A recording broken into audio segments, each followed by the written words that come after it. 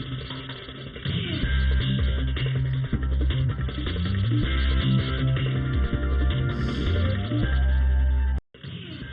10 बजने वाले और देश दुनिया की पिछली 24 घंटे की खबरें लेकर तैयार हैं 24 रिपोर्टर्स।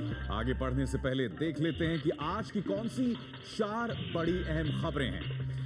राजन सिंह बताएंगे कि रोजे के दौरान रोटी खिलाने पर बवाल मचने के बाद शिवसेना सांसद ने मांगी माफी। विनीता बताएंगी कि सीमा पर तनाव के बीच 25 अगस्त को भारत पाकिस्तान सचिवों के बीच होगी मुलाकात। अंजलि बताएंगी कोलकाता में सीसीटीवी कैमरे में कैसे पता चला एक ट्यूटर की हैवानियत का सच। विजय सालवी बताएंगे चीन में क्यों उतरवाई गई भारतीय बास्केटबॉल टीम के सिख खिलाड़ियों की पगड़ी। लेकिन सबसे पहले आज की सबसे बड़ी खबर।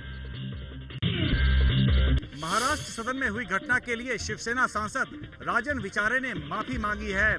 विचारे ने कहा है उन्हें नहीं पता था कि वो युवक मुस्लिम है। शिवसेना सांसद राजन विचारे ने एबीपी न्यूज से बात करते हुए कहा है कि इस घटना से अगर उस युवक की भावनाओं को ठेस पहुंची है तो मैं माफी मांगता हूं। शिवसेना अध्यक्ष उद्धव ठाकरे ने भी कहा है कि शिवसेना किसी भी धर्म का अपमान नहीं करती। ये चीज जो है यहाँ पे मेरे को अभी आपके माध्यम से मेरे को मालूम पड़ा कि वो मुस्लिम युवक था। हम लोग भी मुस्लिम धर्म हो, हिंदू धर्म हो, बाकी धर्म सबको आदर करते हैं। हम भी रोजा या इफ्तार पार्टी को हम लोग जाते हैं। हमारे भी बहुत सारे अच्छे फैमिली फ्रेंड हैं, तो हम लोग हर एक मजहब का हम लोग आदर करते हैं। हालांकि शिवसेना सांसद ने सफाई दे दी है, लेकिन इस मामले में उठा बवाल इतनी जल्दी शांत होता नहीं दिख रहा। आरोपों के घेरे में शिवसेना के 11 सांसद। दिल्ली के महाराष्ट्र सदन में रमजान के दौरान जबरन रोटी खिलाने का आरोप लगा है। इंडियन एक्सप्रेस में छपी खबर के मुताबिक गुरुवार को दिल्ली के महाराष्ट्र सदन में बिजली, पानी, साफ सफाई और खाने के इंतजाम को लेकर सांसदों ने महाराष्ट्र सदन में हंगामा किया। इतना ही नहीं, कैटरिंग स्टाफ को रोजे के दौरान जबरन रोटी खिलाई। कैटरिंग की जिम्मेदारी आईआरसीटीसी के पास है। घटना के बाद आईआरसीटीसी ने अपनी सेवा सदन में रोक दी है। आईआरसीटीसी ने महाराष्ट्र सदन से कड़ी आपत्ति जताई है। महाराष्ट्र सदन के रेसिडेंट कमिश्नर ने आईआरसीटीसी और अरशद नाम के कर्मचारी से माफी मांगी। हालांकि शिवसेना सांसदों का कहना है कि उनके ऊपर लगे आरोप पूरी तरह से गलत है। महाराष्ट्र सदन की जिस घटना को लेकर इतना विवाद चल रहा है वो पिछले हफ्ते की है। आरोप है कि शिवसेना के कर्मचारियों ने एक मुस्लिम कर्मचारी के मुंह में रोजे के दौरान जबरन रोटी ठूस दी, जबकि वो कहता रहा कि उसके रोजे चल रहे हैं। महाराष्ट्र सदन की 1 हफ्ते पुरानी घटना का वीडियो रिकॉर्डिंग मौजूद है। इस वीडियो में शिवसेना सांसद राजन विचारे आईआरसीटीसी के कर्मचारी अरशद जुबैर को जबरन रोटी खिलाने की कोशिश करते दिखाई दे रहे हैं। वीडियो में शिवसेना सांसद अरशद जुबैर को बार बार जबरन रोटी खिलाने की कोशिश करते दिख रहे हैं, जबकि अरशद को रोटी खाने से इनकार करते देखा जा सकता है। इस दौरान उसे ये कहते हुए सुना जा सकता है कि उसका फास्ट यानी रोजा है।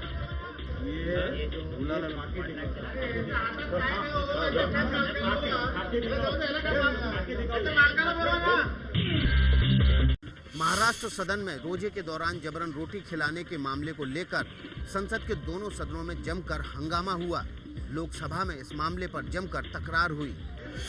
महाराष्ट्र सदन की घटना पर लोकसभा में जमकर हंगामा हुआ। शिवसेना सांसद और मंत्री अनंत गीते अपने सांसदों के खिलाफ लगे आरोपों पर सफाई दे रहे थे। इसी बीच दिल्ली के बीजेपी सांसद रमेश बिधूड़ी और हैदराबाद के एमआईएम के सांसद असदुद्दीन ओवैसी के बीच तीखी बहस हो गई। बहस इतनी बढ़ी कि दोनों बड़े गुस्से में तेजी से एक दूसरे की तरफ बढ़े और वेल तक आ गए।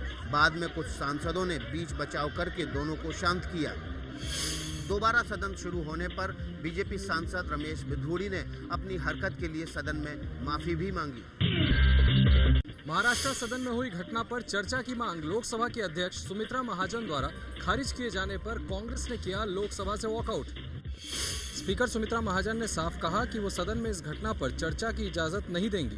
मेरा कहना यही है कि ये जो घटना हो गई इसके बारे में की चर्चा नहीं करना है। नहीं इसके उधर राज्यसभा में कांग्रेस सांसद राजीव शुक्ल ने ये मुद्दा उठाया और आरोपी शिवसेना सांसदों पर कार्रवाई की मांग की। महाराष्ट्र सदन का मामला बेहद गंभीर है, सब धर्मों के खिलाफ है। किसी की भी पूजा पद्धति में दखल देने का अधिकार किसी को नहीं है। कड़ी कार्रवाई की जाए शिवसेना के सांसदों के ऊपर। बिहार में जेडीयू, आरजेडी और कांग्रेस के साथ आने के आसार को बीजेपी ने जंगल राज की वापसी करार दिया है। बीजेपी नेताओं का कहना है कि ये हारे हुए नेताओं का जमावड़ा है। ये हारे हुए दल, हारे हुए पार्टियों का और हारे हुए नेताओं का गठबंधन है। लालू यादव जी से उनका पहले 36 का आंकड़ा रहा और बिहार की जनता को ये कहकर सत्ता में आए थे कि जंगल राज समाप्त करेंगे। आज खुद कदम जंगल की तरफ बढ़ा दिया है। नीतीश कुमार ने कहा है कि बिहार में बीजेपी को हराने के लिए व्यापक गोलबंदी के तहत जेडीयू, आरजेडी और कांग्रेस को साथ आना चाहिए। ग्रेटर नोएडा के पतवारी गांव पर इलाहाबाद हाई कोर्ट का अहम फैसला। किसानों को जमीन और निवेशकों को सूद समेत पैसे वापस लौटाने का आदेश। इलाहाबाद हाई कोर्ट ने आज पतवारी गांव की जमीन पर प्रोजेक्ट बनाने वाले बिल्डरों को आदेश दिया है कि 30 दिन के अंदर किसानों की अधिग्रहित जमीन वापस लौटाई जाए।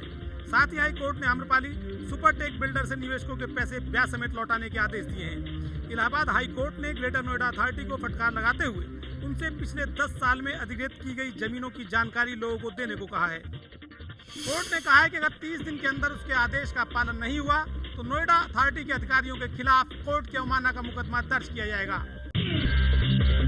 आम आदमी पार्टी की हरियाणा इकाई ने पारित किया विधानसभा चुनाव नहीं लड़ने का प्रस्ताव। अब केंद्रीय कमेटी को करना है अंतिम फैसला। हरियाणा में विधानसभा चुनाव नहीं लड़ने का प्रस्ताव करनाल में हुई पार्टी की जिस बैठक में पारित किया गया वो योगेंद्र यादव की अध्यक्षता में हुई थी, लेकिन योगेंद्र खुद भी इस फैसले से खुश नहीं है। जब से हमने फैसला लिया है कार्यकर्ता दुखी हैं, क्षुब्ध हैं, नाराज हैं। मैं खुद निराश हूँ इस बात से। योगेंद्र यादव की बातों से साफ है कि हरियाणा इकाई के प्रस्ताव पास करने के बावजूद हरियाणा में चुनाव लड़ने या नहीं लड़ने के मुद्दे पर आम आदमी पार्टी में गहरे मतभेद बने हुए हैं। सीमा पर भारत पाकिस्तान के बीच तनाव। 25 अगस्त को भारत और पाकिस्तान के विदेश सचिवों के बीच बातचीत होगी।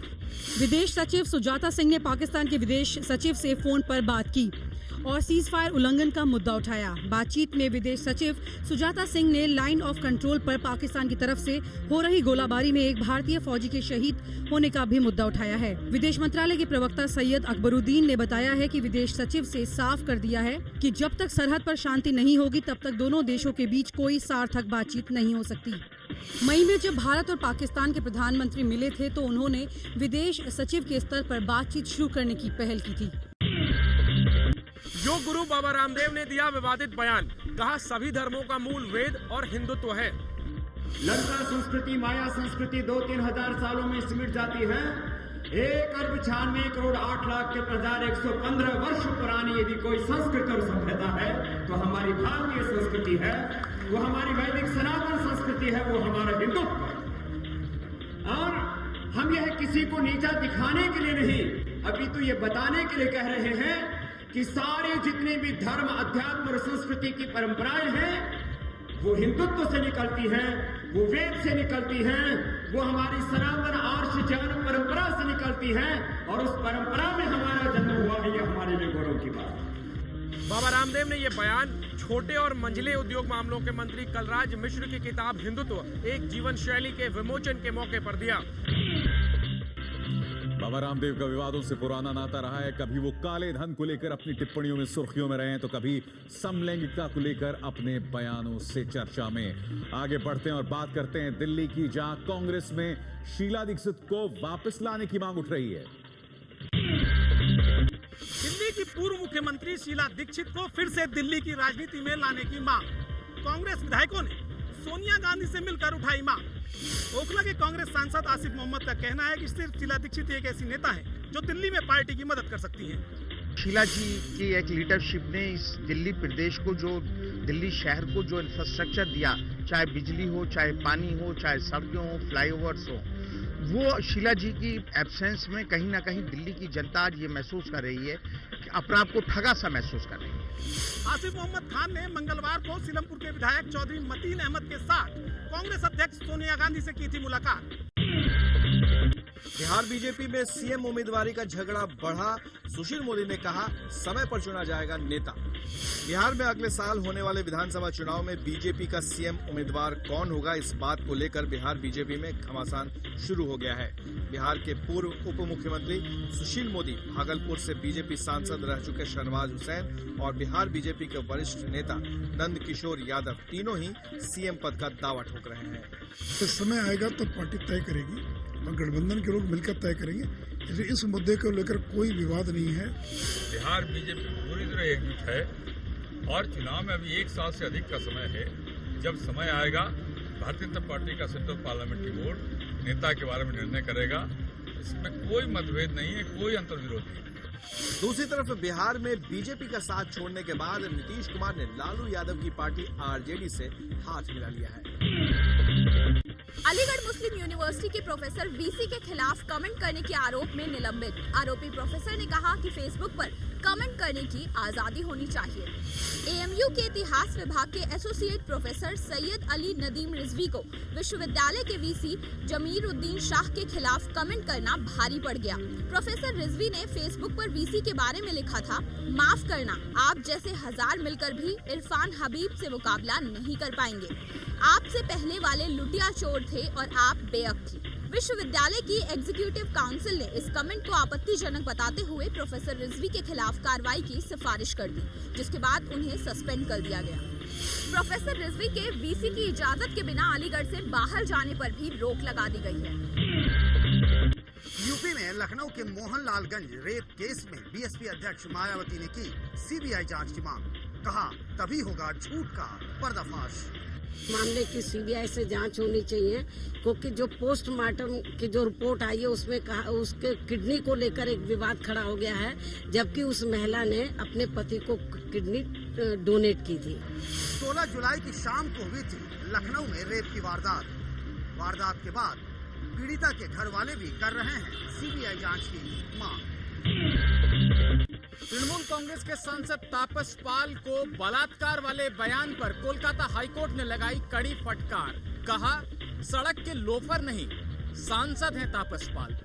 कोलकाता हाईकोर्ट के जज दीपांकर दत्ता ने तापस पाल के बलात्कार वाले बयान का वीडियो देखने के बाद कहा कि वो लोफर नहीं बल्कि सांसद हैं। तापस पाल ने कुछ दिनों पहले एक जनसभा में कहा था कि अगर सीपीएम के लोग हमारे कार्यकर्ताओं को धमकाते हैं तो हम अपने लड़कों को भेजेंगे कि वो जाकर सीपीएम की महिला कार्यकर्ताओं का रेप करें। हालांकि तापस पाल को अपने विवादित बयान के लिए बाद में माफी मांगनी पड़ी थी। अब उन्हें हाईकोर्ट की लताड़ भी सुननी पड़ी है। हिंदी और तेलुगु फिल्मों की हीरोइन रंभा पर दहेज के लिए परेशान करने का केस दर्ज। भाभी ने दर्ज कराया केस। अभिनेत्री रंभा पर उनके भाई श्रीनिवासन की पत्नी पल्लवी ने हैदराबाद के कोर्ट में दहेज उत्पीड़न का केस दर्ज करवाया है। कोर्ट के आदेश पर पुलिस ने श्रीनिवासन, रंभा और उनके माता पिता के खिलाफ दहेज के लिए परेशान करने का केस दर्ज किया है। We are sending notices to the accused for coming to give statements pertaining to this, and we will also examine the connected witness basing on the findings as per court orders, as per the law we will take action. फिलहाल तो police ने रंभा को बयान दर्ज करने के लिए notice ही भेजा है, लेकिन वो गिरफ्तार भी हो सकती हैं। कोलकाता में 3.5 साल के मासूम बच्चे को पीटने वाली ट्यूटर सीसीटीवी से हुई बेनकाब। परिवार ने ट्यूटर के खिलाफ पुलिस में शिकायत की। इन धुंधली तस्वीरों से आपको अंदाजा जरूर लग रहा होगा कि महिला ट्यूटर इस मासूम को किस बेदर्दी से पीट रही है। हैवानियत की ये तस्वीरें कोलकाता की हैं। यहाँ पर एक परिवार ने अपने बच्चे की पढ़ाई के लिए महिला ट्यूटर को रखा था, लेकिन महिला ट्यूटर अकेले में उस बच्चे को कैसे पीट रही है वो आपकी आंखों के सामने है। ट्यूटर की कारस्तानी पकड़ी गई सीसीटीवी से। परिवार ने सीसीटीवी फुटेज के साथ ट्यूटर और उसके पति की शिकायत पुलिस में कर दी है। कोलकाता की ये घटना उन परिवारों के लिए एक चेतावनी है जो अपने बच्चों को नौकरों और ट्यूटरों के पास छोड़ देते हैं। भारत के सीख बास्केटबॉल खिलाड़ियों की चीन में पगड़ी उतरवाने पर बवाल। हाल ही में हुए एशिया कप में उतरवाई गई थी पगड़ियां। भारतीय बास्केटबॉल टीम के 2 सिख खिलाड़ियों अमृतपाल सिंह और अमजोत सिंह को चीन में 12 जुलाई को हुए एशिया कप मैच में खेलने से इसलिए रोक दिया गया था क्योंकि उन्होंने पगड़ी पहन रखी थी। पगड़ी उतारने पर ही उनको खेलने की इजाजत दी गई। उन्होंने बोला था कि ये एक नया रूल आया है हमारी ओर से और आप जो है पटका पहन के नहीं खेल सकते, आपको पटका उतारना ही पड़ेगा अगर आपको खेलना है तो। They said like that to remove their turbans and wear other things like that. It was a great insult for the Sikh community. पगड़ी उतरवाने की इस घटना का राजनीतिक विरोध शुरू हो गया है। ये बहुत शर्म की बात है कि चाइना में स्पोर्ट्समैन स्पिरिट तो आप छोड़े, ऐसे के रेशियल अटैक सिखों के खिलाफ किए जा रहे। चीन में मैच अधिकारियों ने पगड़ी उतरवाने के लिए सुरक्षा की दलील दी थी, लेकिन सिख बास्केटबॉल खिलाड़ियों से पगड़ी उतरवाने का ये पहला वाकया है। बिहार में नक्सलियों ने गया मुगलसराय रूट पर रेलवे ट्रैक को धमाके से उड़ाया। ट्रैक टूटने की वजह से ट्रेनों की आवाजाही हुई ठप। नक्सलियों ने इस्माइलपुर और रफीगंज के बीच ट्रैक को उड़ा दिया। उनके निशाने पर भुवनेश्वर राजधानी एक्सप्रेस थी, लेकिन ट्रेन से आगे चलाए जा रहे पायलट इंजन की वजह से राजधानी एक्सप्रेस के यात्रियों की जान बच गई। जैसे ही पायलट इंजन इस टूटे ट्रैक से गुजरा, वो ट्रैक से उतर गया, जिसके बाद राजधानी ट्रेन को रोका गया। औरंगाबाद में पुलिस फायरिंग की वजह से हुई मौत के बाद नक्सलियों ने मगध बंद का ऐलान किया था, जिसके बाद इस घटना को अंजाम दिया गया। अहमदाबाद में नाबालिग पर कार से 6 लोगों को कुचलने का आरोप। झुग्गियों के बाहर सोए हुए लोगों पर चढ़ाई कार। आगे से परखच्चे उड़ी इस कार की स्पीड हादसे के वक्त चश्मदीदों के मुताबिक 130 किलोमीटर प्रति घंटा से कम नहीं थी। मंगलवार रात करीब 2:30 बजे इसी कार में सवार 14 साल के नाबालिग पर 6 लोगों को कुचलने का आरोप लगा है। हादसा अहमदाबाद के बहरामपुरा इलाके में हुआ। हादसा इतना भयावह था कि मौके पर ही 2 लोगों की मौत हो गई। पुलिस ने आरोपी नाबालिग को हिरासत में ले लिया है और पूछताछ कर रही है। बेंगलुरु में 6 साल की बच्ची के साथ हुई रेप केस में स्कूल का चेयरमैन गिरफ्तार। 2 जुलाई को स्कूल में ही हुई थी रेप की वारदात। बेंगलुरु रेप केस में पुलिस ने स्कूल के चेयरमैन रुस्तम केरावाला को गिरफ्तार कर लिया है। दरअसल 2 जुलाई को स्कूल के कैंपस में ही पहली क्लास की बच्ची के साथ रेप का सनसनीखेज मामला सामने आया था। इस मामले में पुलिस स्कूल के आरोपी जिम इंस्ट्रक्टर को पहले ही गिरफ्तार कर चुकी है। बेंगलुरु में मासूम से रेप केस पर बवाल के बाद पुलिस कमिश्नर और एडिशनल पुलिस कमिश्नर का भी तबादला किया जा चुका है। मुंबई से सटे थाने में मंगलवार को हुए एक जानलेवा हमले में शिवसेना के कार्यकर्ता संजय रोकड़े की मौत हो गई। थाने के रहने वाले संजय रोकड़े की मंगलवार शाम करीब 6:30 बजे हत्या कर दी गई। सूत्रों के मुताबिक एक दुकान के सामने कार खड़ी करके जैसे ही संजय रोकड़े बाहर निकले, उसी समय बाइक से उनका पीछा कर रहे 2 अज्ञात लोगों ने लोहे के रॉड से उन पर जानलेवा हमला कर दिया। गंभीर रूप से घायल रोकड़े को थाने के एक निजी अस्पताल में भर्ती कराया गया। इलाज के दौरान रोकड़े की मौत हो गई। पुलिस हत्या का मामला दर्ज करके आरोपियों की खोज कर रही है। इस हत्या के बाद थाने में माहौल गर्म हो गया है। व्यापम घोटाले को लेकर गुरुवार को मध्य प्रदेश के कांग्रेसी विधायक दिल्ली में जंतर मंतर पर देंगे धरना। नेता प्रतिपक्ष सदैव कटारे ने कहा कि राष्ट्रपति से भी करेंगे मुलाकात। व्यापम घोटाले के तहत सरकारी नौकरियों में करीब 1000 फर्जी भर्तियों के खिलाफ मध्य प्रदेश कांग्रेस के विधायक अब दिल्ली का रुख करेंगे। कटारे का कहना है कि अब ये लड़ाई जनता के हित में सड़क और कोर्ट में लड़ी जाएगी। हम लोग जा रहे हैं जंतर मंतर पर, हम लोग सांकेतिक धरना देंगे कुछ घंटों के लिए। उसमें हमारे सांकेतिक MLA होंगे और उसके बाद महामहिम राष्ट्रपति महोदय से समय मांगा है। व्यापम घोटाले पर विपक्ष के जोरदार हंगामे के बाद मध्य प्रदेश की विधानसभा अनिश्चित काल के लिए स्थगित हो चुकी है और अब ये लड़ाई सड़कों पर आ गई है। अमरनाथ यात्रा पर आतंकी हमले के खतरे को देखते हुए सुरक्षा और कड़ी। जम्मू से लेकर पहलगाम और बालतल तक अतिरिक्त सुरक्षा बल तैनात। अमरनाथ यात्रा के लिए चप्पे चप्पे पर और कड़े कर दिए गए हैं सुरक्षा इंतजाम। चेकिंग बढ़ा दी गई है और सभी बेस कैंप पर BDS को सतर्क रहने को कहा गया है। 112 कंपनी अर्धसैनिक बल तैनात किए गए हैं और किसी भी घटना से निपटने के लिए क्विक एक्शन टीम को तैयार रहने को कहा गया है। संसद में मंगलवार को केंद्रीय गृह मंत्रालय ने बयान जारी कर माना था कि अमरनाथ यात्रा पर है आतंकी हमले का खतरा। देश के शेयर बाजारों में आज अच्छी खासी बढ़त देखने को मिली। सेंसेक्स में अब तक का सबसे ऊंचा बंद भाव दर्ज किया गया। BSE का सेंसेक्स 122 अंक ऊपर 26,147 पर बंद हुआ। NSE का निफ्टी भी करीब 28 अंक ऊपर 7,796 पर बंद हुआ। आज लगातार 7वां दिन रहा जब भारतीय शेयर बाजार तेजी के साथ बंद हुए। जेट एयरवेज और टीसीएस के शेयरों में जबरदस्त बढ़त देखने को मिली।